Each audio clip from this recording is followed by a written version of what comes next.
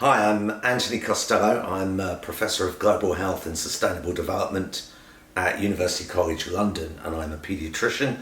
And for 3 years, I was Director of Maternal, Child and Adolescent Health at the World Health Organization. And it was during my time there that we decided to set up a commission to look at ways to improve the future well-being and health of our children at a fairly high level, and we were lucky to get a grant from the Bill and Melinda Gates Foundation. So I'm going to talk about the commission, The Future of Our Children, which was published in the Lancet a couple of weeks back, the subject of your meeting today, and I'm going to outline first the five or so key messages and a little bit of background before that. A future for the world's children.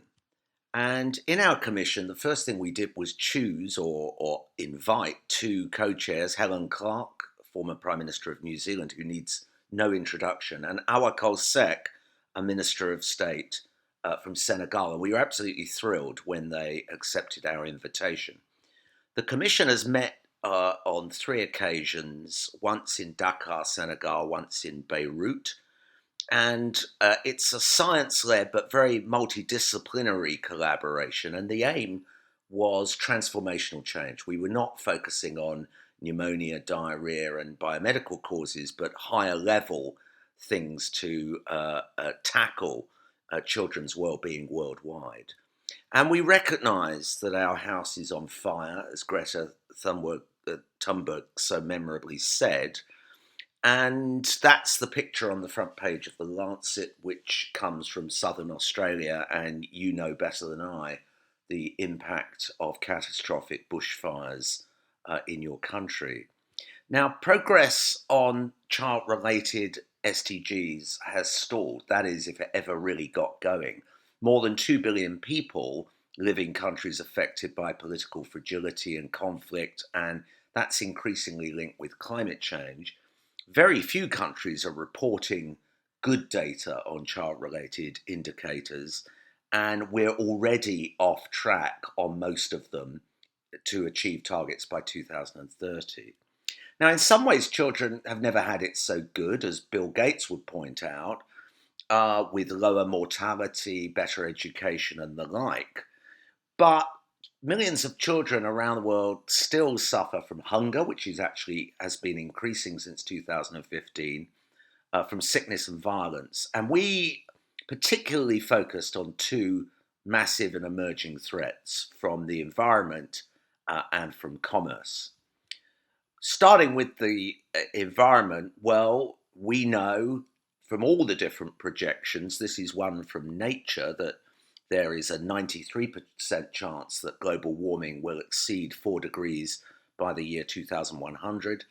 The effects, of course, would be devastating, from disruptions of ecosystems, rising sea level, inundation of cities, coastal cities and small islands, a huge increase in heat waves. Malnutrition is already on the rise since 2015, and proliferation of diseases like dengue, chikungunya, Zika, and the like. So this is an emergency. And to tackle it, we don't just need the health sector. We need protection from every sector. And transport, for example, road injury is the leading cause of death for children and young people. Subsidies, trade rules, and food policies around the world expose children to undernutritious and obesogenic diets. Urban planning is vital. Most cities around the world, particularly the newer ones, have very few playable spaces. And even worse is the problem of air pollution, which not only affects lung function short term, but has very long term effects on risks of adult disease. And in addition to that, you've got the issues of exposure to stress, the need for family services. Helen Clark emphasized greatly the importance of housing and how up to 40% of children are living in informal settlements with all the attendant risks and exposures.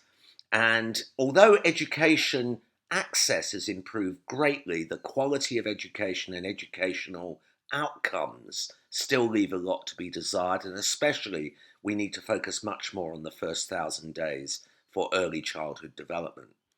And we identify commercial marketing not only because we've known for some time that children are massively exposed to alcohol adverts, for example, in Australia.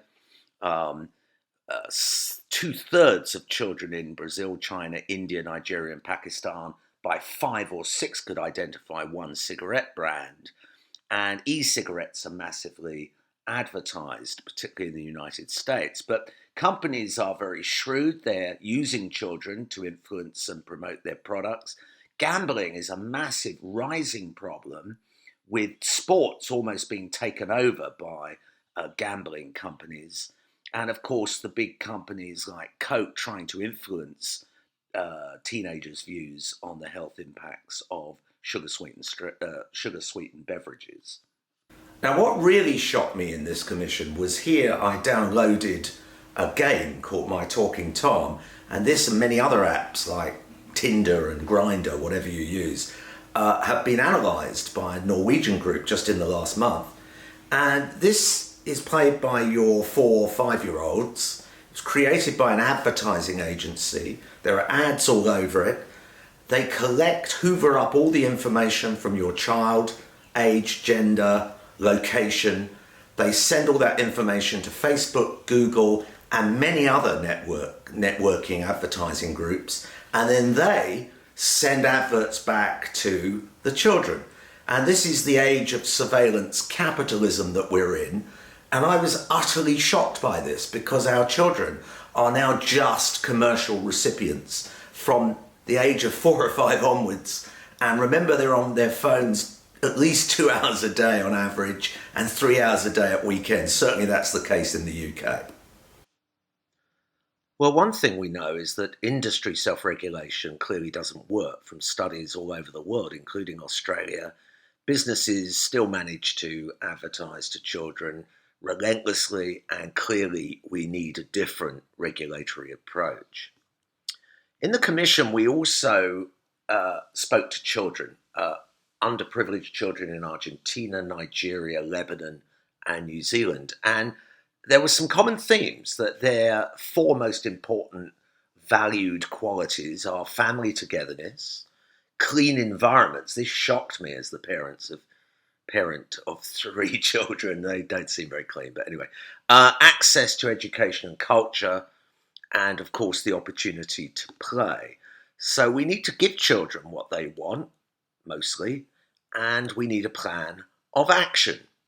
Now, the benefit cost ratios speak for themselves. You can look at this in the report. Pink on the left is water and sanitation, then going round clockwise, adolescent, investment, health, maternal and child health, education. And for all of them, the benefit cost ratios are very high, and not just for the individual, but across the lifespan and across generations. And we've known this for a long time, but it cannot be repeated often enough for policymakers. So here are our 5 recommendations. Number 1, we've got to act on climate, and now. We've got 10 years at most before we exceed our carbon budget for keeping the world at below 1.5 degrees. And we have to stop greenhouse gas emissions as quickly as possible. And the problem is that we have the technologies that now renewable energy, like from wind or solar or tidal even, is going to be cheaper than from fossil fuels. But fossil fuels are massively subsidized to the tune of $5.2 trillion each year, according to the IMF. So we've got to act on this. It's going to be difficult, but we've got to continue to put pressure on our politicians. We probably will need carbon taxes, but that doesn't need to be in addition to income taxes. They can replace income taxes, which should be electorally popular. Why can't we plant 500 million trees? Billion trees, 500 billion trees. And why can't we create a food system that is local and more sustainable and eliminates waste. The second was to focus on children being at the centre of the SDGs, because if we don't, and there is an estimated financing gap of up to nearly $200 per capita in low-income countries, if we don't do this, we don't change our society for the better.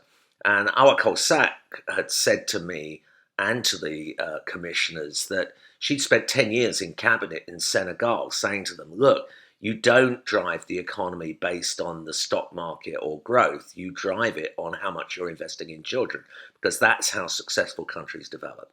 And she said after 10 years, they're beginning to get the message. We need multi-sectoral action, and I'll let you read the section on this. It sounds very boring, but you need leadership at the very top in cabinet to pull and bang heads together across ministries.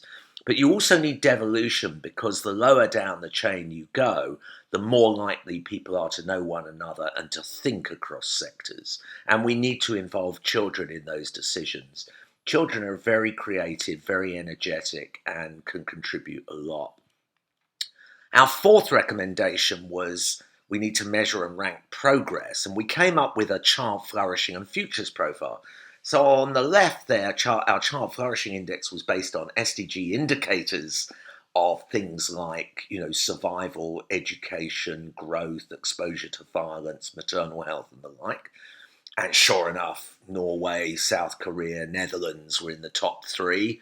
And at the bottom are the usual candidates, Chad, Somalia, Niger, Mozambique, and the like. But on the right, we had excess carbon dioxide emissions relative to 2030 targets as a proxy for the damage we're doing to children in future. And when we look at that, we get a very different picture. So at the bottom here is the Child Flourishing Index. The low-income countries are all sustainable in terms of carbon dioxide emissions, but they're not doing so well on current children flourishing today. But in all the wealthy countries, you get the opposite effect. So if you take Australia, you came 20th in our league table on flourishing, and there's not much difference between the top 20, to be honest. But Australia was 174th out of 180 on sustainability index of damaging children in future from emissions. You were the sixth worst country in the world. So that's an issue that we cannot stop repeating, that we're all in this together. Not a single country is doing really well on both of these indices, and that's the big challenge for all of us. Finally, on protection from commercial marketing of all the products from tobacco, alcohol, formula milk, sugary drinks, gambling, and the inappropriate use of their personal data, especially with social media, the Facebooks, the Googles, and the like. We want to see, as quickly as possible, an optional protocol on this subject added to the UN Convention on the Rights of the Child, which will then give national lawyers some teeth to introduce policies or class action suits or whatever into countries to get some regulatory control over the unbridled marketing of potentially harmful products to children.